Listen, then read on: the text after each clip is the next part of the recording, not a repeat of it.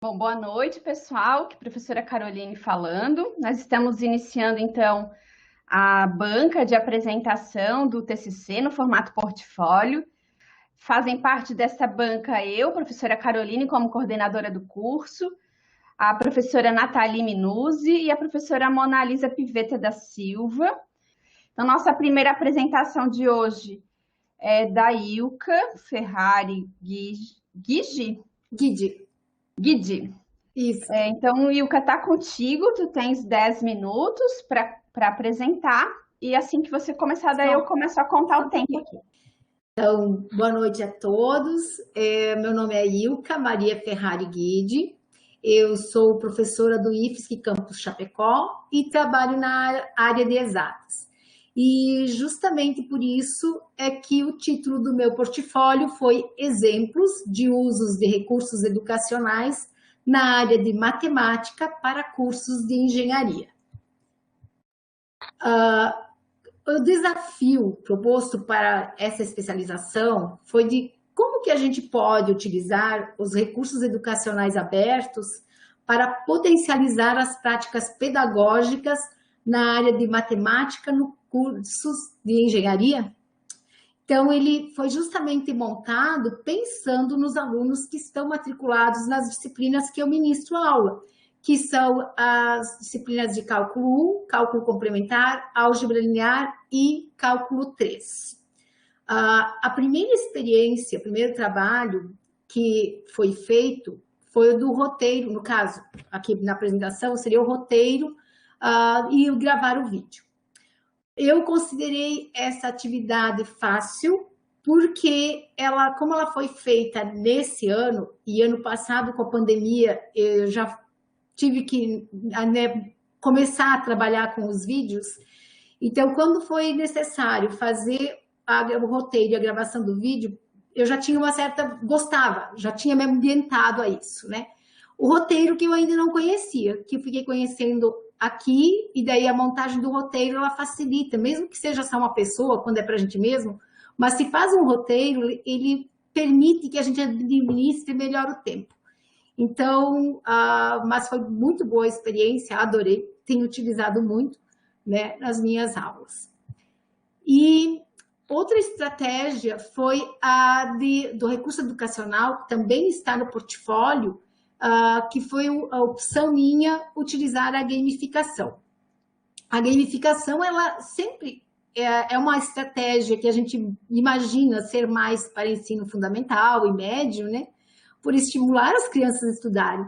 Quando eu conheci ela, eu disse, putz, mas de repente é uma forma diferente de trabalhar uma revisão em sala de aula, porque a revisão eu sempre chegava e no cantinho do quadro colocava os tópicos da aula anterior. Isso quando a aula era presencial e tudo escrito no quadro. Aí agora eu pensei, quando eu conheci o Kahoot, ele veio assim como uma luva, né? Uma estratégia diferenciada, estimulante, engraçada, porque os alunos conhecem, gostam disso, né? E eu comecei a utilizá-lo, então, para fazer as revisões em sala de aula.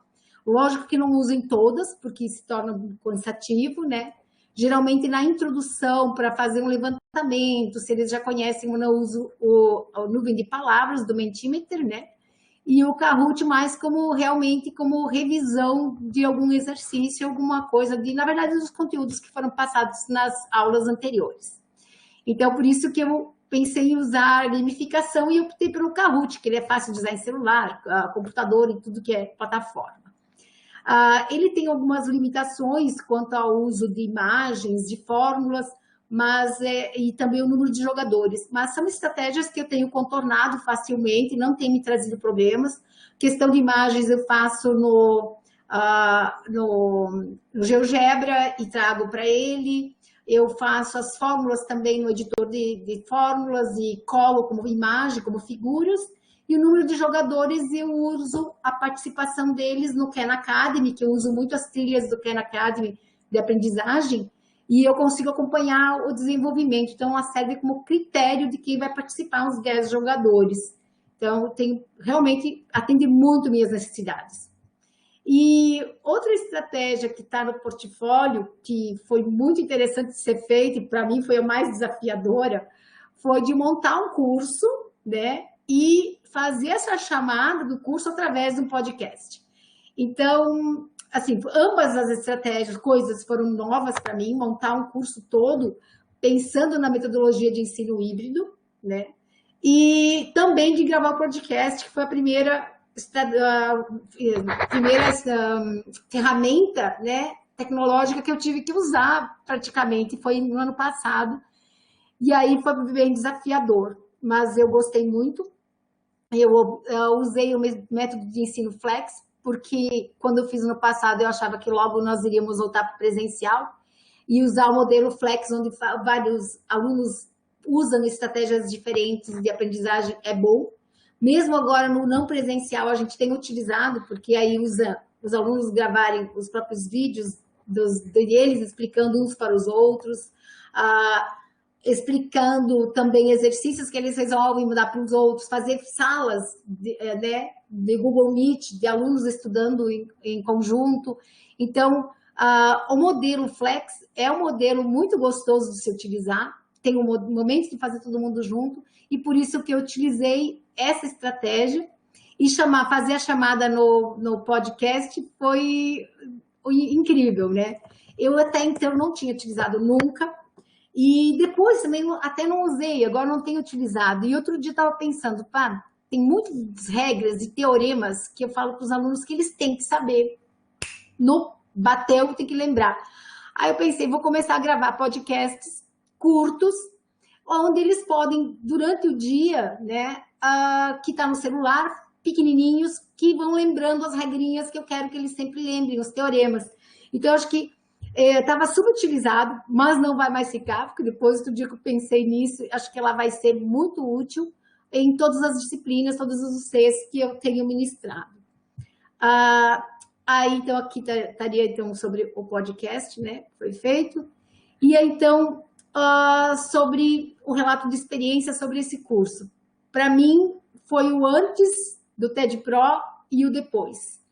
Porque eu amo matemática, mas sempre fui muito pesquisadora e muito teórica, e trabalhar com livros e escrever muito teorema, muito em sala de aula. E zero uso de tecnologias, a não ser DataShow e GeoGebra e MATLAB e softwares, né? E eu sabia que eu não estava mais dando certo, já estava dizendo que está na hora de me aposentar, deixar essa garotada nova que vem dominando as tecnologias para ver se os alunos têm mais interesse. Quando eu saí da direção no ano passado, eu disse, ou eu me reciclo e aprendo metodologias diferentes, ou eu tenho que sair do ensino, porque é uma coisa que eu amo muito, mas que eu vejo que é necessário me ressignificar e aprender mais. Aí, antes mesmo de sair da direção, eu já tinha me inscrito nessa especialização, com uma expectativa enorme de aprender mais, né, e superar minhas dificuldades, e inovar minhas aulas. E foi então que realmente... E aí veio a pandemia, que impossibilitou de eu continuar no primeiro semestre, né, por conta da sobrecarga das aulas, e meu pai também teve um AVC justamente naquele momento. E aí eu comecei as matérias praticamente no segundo semestre. E para mim foi muito bom, né, eu poder perceber, né, eu já gosto muito do CERFEAD, das metodologias, das aulas que vocês dão, porque eu percebo que é possível, mesmo com o ensino não presencial ou à distância, no caso da especialização, a gente aprender muito. E eu queria poder fazer isso também pelos meus alunos, que eles dissessem que as aulas, mesmo sendo não presenciais, têm mais qualidade ou igual às presenciais. Mas para isso era necessário saber utilizar as tecnologias no momento certo, na medida certa, né? E aí vem toda essa enxurrada de informações, e que todas elas são super aproveitadas cada dia nas aulas. E hoje mesmo um relato de um aluno me deixou muito feliz, que ele disse, olha, professora, você é a primeira que tem utilizado essas metodologias e que tem feito a gente pensar muito na matemática voltada para a engenharia, e não fazer a matemática pela matemática, até aqueles,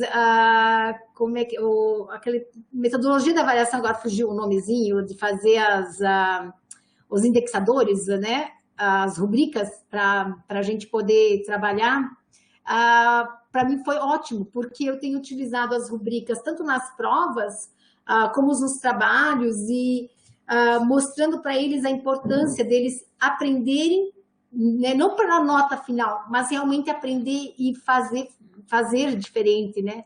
E isso tem sido super gratificante. Então, é isso. Obrigada.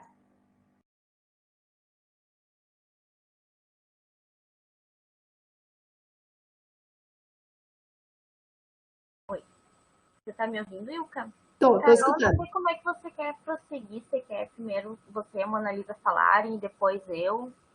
Como fica mais... Pode você falar primeiro e depois a gente só complementa se for necessário. Claro, claro. Bom, Ilka, em primeiro lugar, quero te dar os parabéns. Eu tive a oportunidade de te acompanhar o ano passado em algumas correções das atividades. Esse ano também, né? Nós retomamos. Como eu sou madrinha da turma de Chapecó, você acabou ficando comigo, acabei eu corrigindo, né? Bom, te parabenizar, assim, eu particularmente fico muito feliz quando um docente, né, se recicla, como você comenta no seu relato de experiência. É muito bacana isso, e não é a tecnologia, o uso pelo uso. A gente percebe em toda a tua escrita que ela tem um significado, ela tem uma intenção, ela tem um sentido. Não é tipo, eu vou usar o Kahoot porque eu gostei, porque foi fácil de eu acessar. O teu podcast foi muito legal. Eu me surpreendi até que você comenta que foi a primeira vez que você fez. Não parece. Não parece. Acredito que você tenha tido você se debruçou bastante para fazer ele, tenha tido um certo trabalho, porque ficou muito bom, assim, um nível de qualidade excelente. Então, assim, eu só tenho coisas boas a dizer sobre o teu trabalho. Eu sei que no começo tu estava um pouco ainda perdida na questão de definir o teu desafio, né? A pergunta norteadora do trabalho. Lembro que você veio conversou comigo, acho que com a Carol também. É que eu queria poder juntar, porque como eu tinha feito algumas atividades já no ano passado e agora, eu tinha que ser alguma coisa que unisse o podcast passado com as próximas coisas, com né? Agora, né? Então, acho que foi legal as nossas conversas por mensagens ali. Acho que você conseguiu estruturar muito bom. O que a gente tinha pensado. A única sugestão que eu vou... Meu cachorro querendo entrar. A única sugestão que eu tenho, né, porque também chegar num trabalho de 1 ano de curso e não ter nada para melhorar também, é que você troque o título. A minha sugestão de título, eu entendo que você coloca exemplos, porque são exemplos com os quais você trabalhou. Mas para valorizar teu trabalho, que eu espero que tu publique, espero que você publique ele num formato de relato de experiência. Isso é importante tanto para você, tanto para os professores que estão chegando, porque você comenta que realmente tu tens uma baita experiência, né, com docência, com ensino, e agora você tem mais esse plus, né, no cinto de utilidades, você tem mais o plus das tecnologias digitais. Então, bora ensinar essa gurizada que está começando agora com engenharia, com matemática, né? Acho que teu papel é fundamental, não está na hora de aposentar ainda não.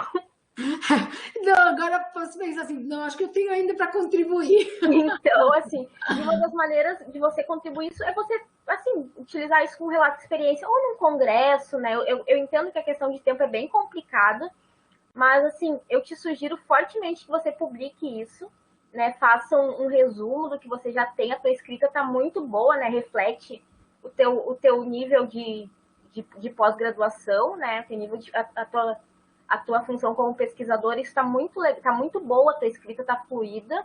Em todos os teus trabalhos eu percebi isso, sempre comentei com os outros colegas da TED Pro. Mas vamos ao título aqui para ser o único apontamento que eu tenho a fazer. Eu te sugiro como título o uso de recursos educacionais para inovar no ensino de engenharia. Eu acho que valoriza um pouco mais, né, dar a cereja do bolo do que deixar exemplos. Isso pensando numa publicação. Não sei se a Carol e a Mona concordam comigo, se você concorda.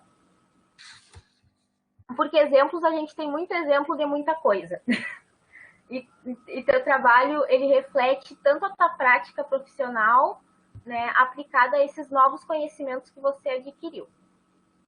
Tá bom, Ilka? É Tá isso que eu bom. tinha para te falar. Meus parabéns da Não, minha parte. e é muito mais lindo esse título, muito mais, ele chama muito mais. Só que como eu pensei só no portfólio, que ele é uma pastinha com trabalhos, para portfólio, exemplos, legal. Não, Agora, realmente, esse para vai ser o nome do teu publicação, não artigo, fica bom.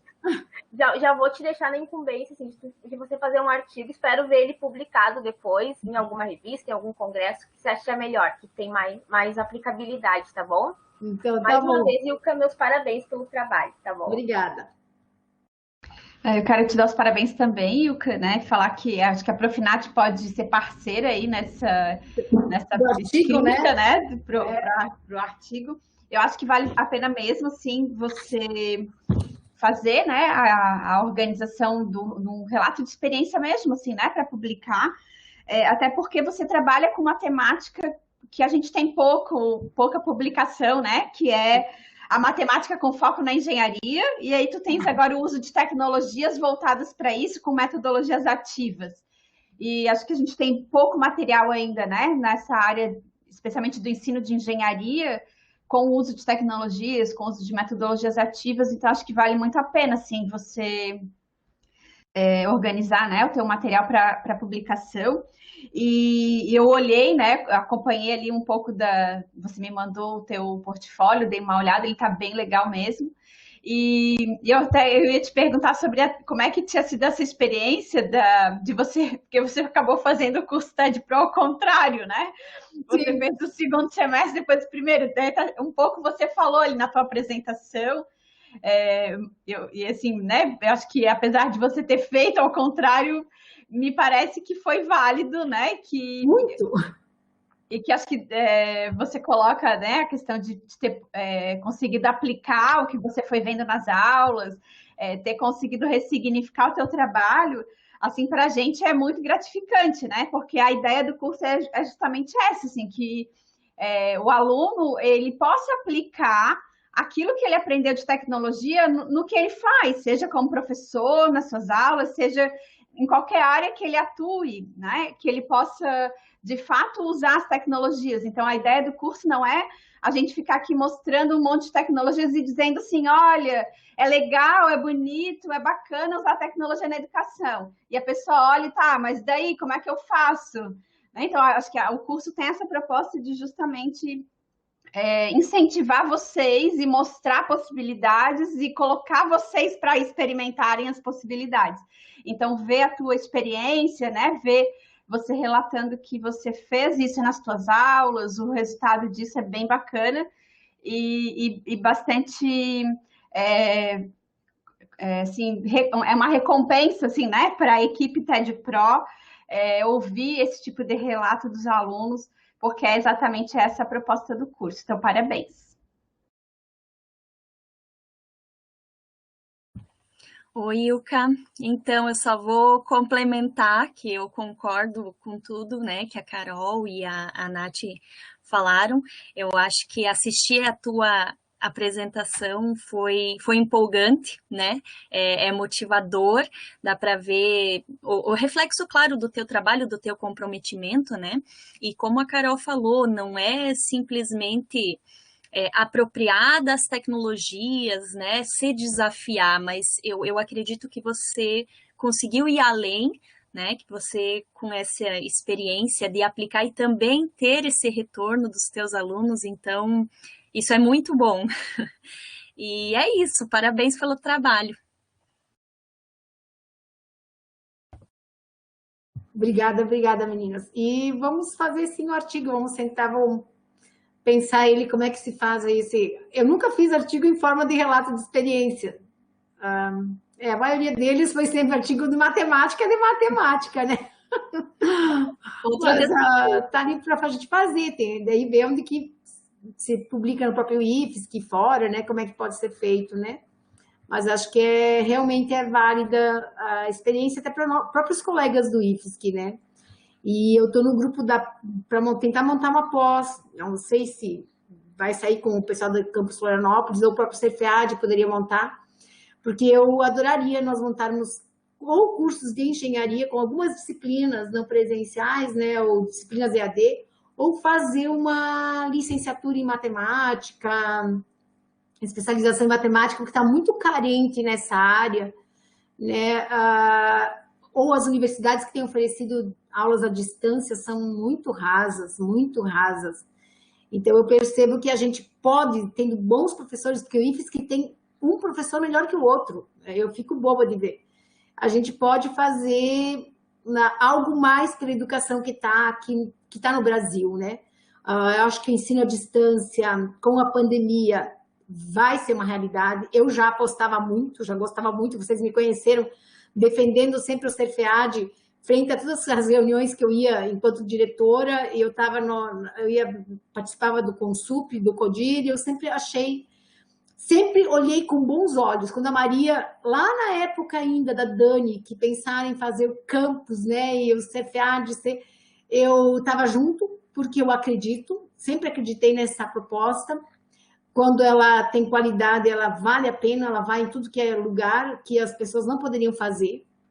E eu acho que a gente tem que ir para além, mas nós professores, nós temos que nos permitir. E acho que as pessoas o que não fazem ainda é se permitir. Elas estão muito na caixinha e não querem se movimentar, porque dói a mudança, o aprendizado.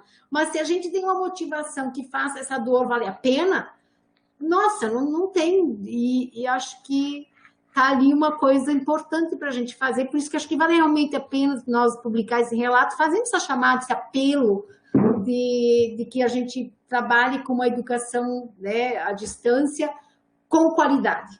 Eu acho que o IFSC sabe fazer muito bem isso, e está de parabéns. Eu acho que a Nath pode te ajudar aí, né, Nath? Podemos, tem meus contatos, né, Ilka? Sim, tem.